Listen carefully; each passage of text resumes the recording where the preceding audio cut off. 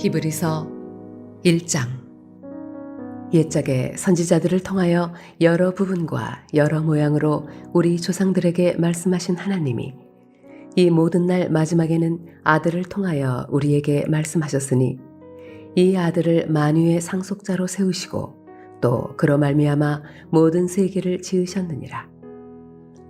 이는 하나님의 영광의 광채시요 그 본체의 형상이시라. 그의 능력의 말씀으로 만물을 붙드시며 죄를 정결하게 하는 일을 하시고 높은 곳에 계신 지극히 크신 이의 우편에 앉으셨느니라.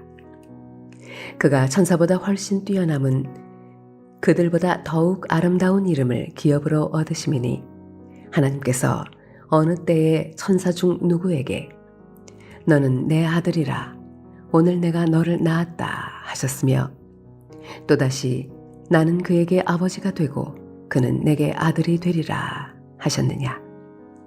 또 그가 맏아들을 이끌어 세상에 다시 들어오게 하실 때에 하나님의 모든 천사들은 그에게 경배할지어다 말씀하시며 또 천사들에 관하여는 그는 그의 천사들을 바람으로 그의 사역자들을 불꽃으로 삼으시니라 하셨으되 아들에 관하여는 하나님이여 주의 보좌는 영영하며 주의 나라의 규는 공평한 규이니이다.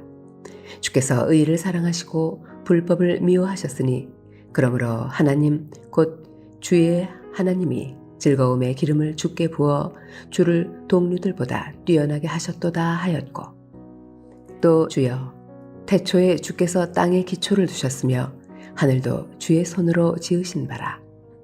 그것들은 멸망할 것이나 오직 주는 영존할 것이요 그것들은 다 옷과 같이 낡아지리니 의복처럼 갈아입을 것이요 그것들은 옷과 같이 변할 것이나 주는 여전하여 연대가 다함이 없으리라 하였으나 어느 때에 천사 중 누구에게 내가 내 원수로 내 발등상이 되게 하기까지 너는 내 우편에 앉아 있으라 하셨느냐.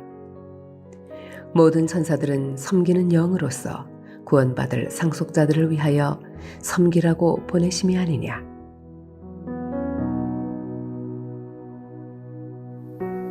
할렐루야. 오늘도 하나님께서 주시는 은혜를 힘입어 하루를 승리하는 저와 여러분 되시기를 주님의 이름으로 축원합니다. 오늘 함께 나눌 하나님 말씀은 신약성경 히브리서 1장 1절에서 3절 말씀입니다.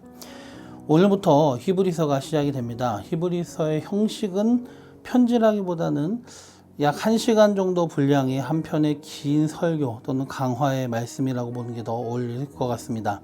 그래서 일반 서신서들처럼 발신자, 수신자, 안부, 인사, 또 감사, 기도 등으로 시작하지 않고요.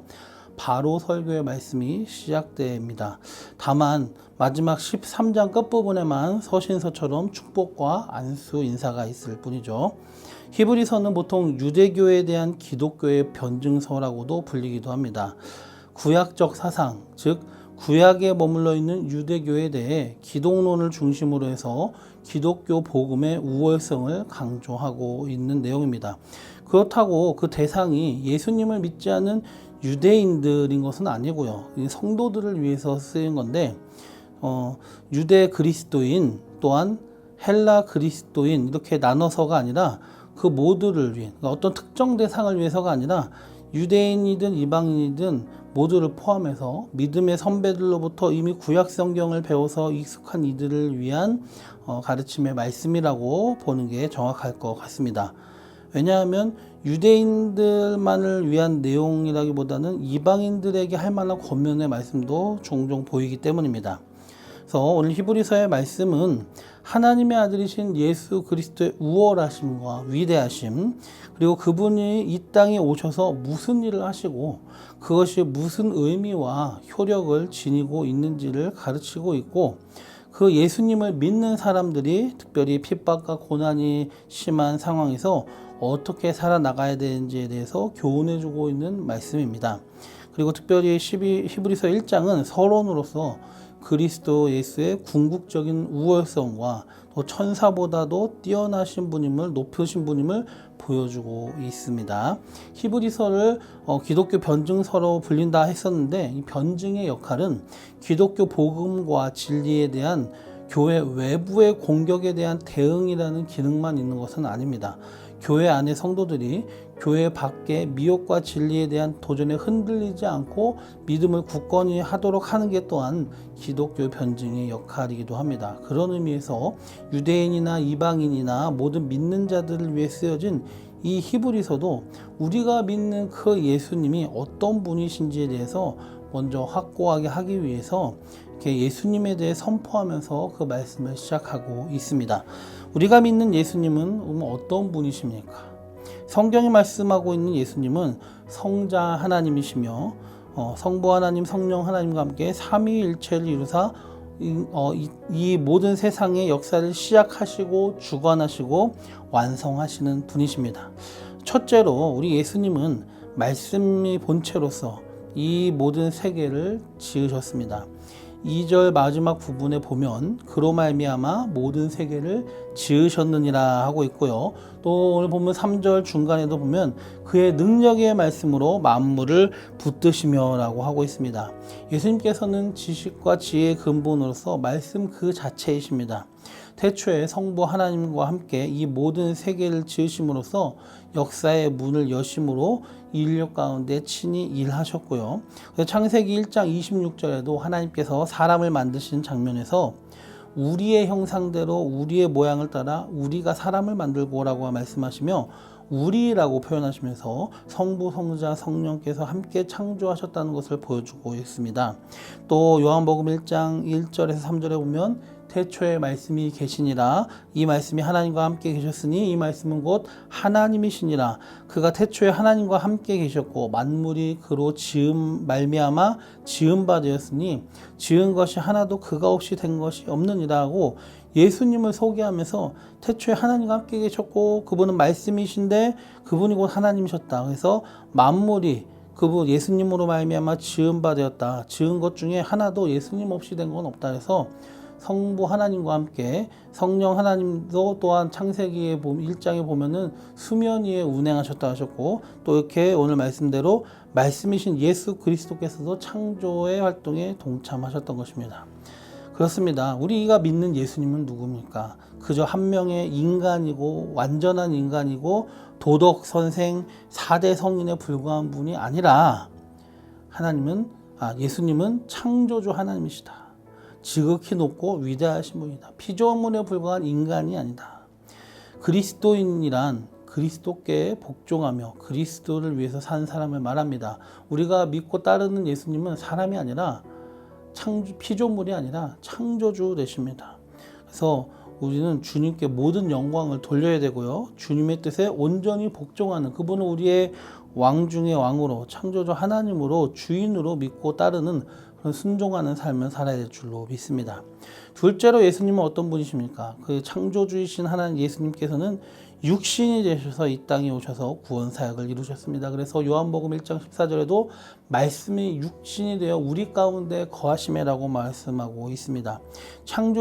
창조주이시며 말씀의 본체이신 예수님께서 친히 육신의 몸을 입고 인간의 역사 속으로 들어오셨고 인류 역사 중 가장 위대한 사건인 구원사역, 십자가 구원사역을 이루셨습니다.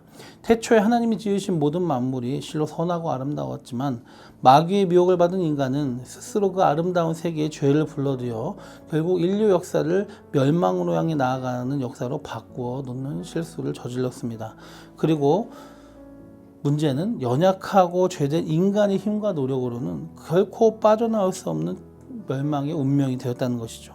그러나 바로 예수 그리스도께서 친히 인간의 몸을 입고 이 땅에 오셔서 멸망으로 나아가는 인간들에게 참 진리와 생명의 길을 열어 놓으신 것입니다. 그 자신의 육신을 모든 죄를 대속하는 제물로서 삼으시고 그 희생과 피값으로 죄 가운데 거하고 죄에 속한 우리를 사셔서 의에 속하게 만드신 것입니다. 우리는 예수님과 예수님이 이루신 그 일을 믿고 받아들임으로 그 구원을 확고하게 누리며 이 세상의 삶 가운데 죄와 미혹에 다시는 흔들리지 말아야 될 줄로 믿습니다. 셋째로 예수님은 또 어떤 분이십니까? 만왕의 왕이시며 심판주가 되셔서 재림하시고 이 땅을 다시 심판하실 것입니다. 3절 마지막에 보면 예수님께서 높은 곳에 계신 지극히 크신 이의 우편에 앉으셨다라고 말씀하고 있습니다. 하나님의 우편에 앉아 계셨다는 것은 그분이 인간으로 낮아지셔서 이 땅에 오시고 구원 사역을 마치시고 다시 본래대로 그 영광의 자리, 창조주여 성자 하나님으로서의 영광의 자리로 돌아가셨다는 것입니다. 그리고 성경에서는 이 보좌 우편에 앉으신 분이 다시 이 땅에 오실 것을 말씀하고 있습니다. 마태복음 26장 64절에도 예수님께서 친히 말씀하셨습니다. 내가 너희에게 이르노니 이후에 인자가 권능의 우편에 앉아 있는 것과 하늘 구름을 타고 오는 것을 너희가 보리라. 다시 오신 우편에 앉아 계시는데 우편에 앉아 계시다가 세상 마지막 때에 하늘의 구름을 타고 온다. 다시 오신다는 얘기죠. 심판하러 재림주로 오시는 겁니다. 그렇습니다. 예수님께서는 보좌 우편에 앉아 계시다가 이 땅에 만왕의 왕으로서 다시 오셔서 공의로 모든 것을 판단하시고 심판하실 것입니다. 말씀으로 이 땅을 지으시고 붙드시며 또 직접 낮아지셔서 인간으로 이 땅에 오셔서 구원을 이루신 예수님께서 이제 보좌 우편에 그 영광된 자리에 계시다가 마지막 때의 심판주로서 만왕의 왕으로 재림하신다는 것입니다.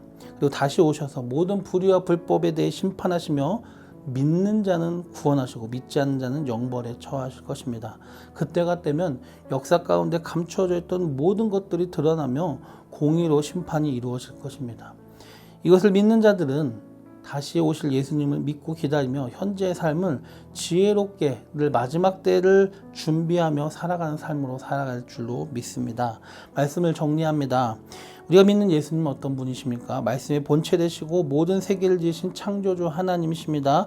육신이 되셔서 이 땅에 친히 오셔서 낮아지시고 죄인된 우리를 구원하시려고 십자가에서 그 하나님의 아들이 죽으심으로 그 대속의 피로 구원을 완성하셨습니다. 그리고 보좌 우편에 계시다가 심판주로서 다시 오실 것입니다. 믿고 구원받는 우리는 어떻게 살아야 됩니까? 늘 주님께 복종하고 주님을 위해서 살되 구원의 그 복을 누리고 많은 사람들에게 또한 그 구원의 복음을 전하고 이 마지막 때를 주님 오실 것을 기대하고 기다리며 준비하는 삶을 사는 지혜로운 성도님들 되시길 주님의 이름으로 축원합니다. 기도드리겠습니다. 주님, 우리가 믿는 예수님은 정말 위대하신 하나님이시고 창조주시고 진리와 지혜, 말씀의 본체이신데 우리를 구원하시기에 죄인된 우리를 위해서 친히 낮아지셔서 이 땅에 오시고 고난당하시고 죽으심으로 구원을 완성하셨습니다. 그 하나님 그 예수님의 은혜와 사랑이 너무나 큰데 이제 만왕의 왕으로서 보좌의 우편에 앉아 계시다가 다시 오실 것을 또한 저희가 믿습니다.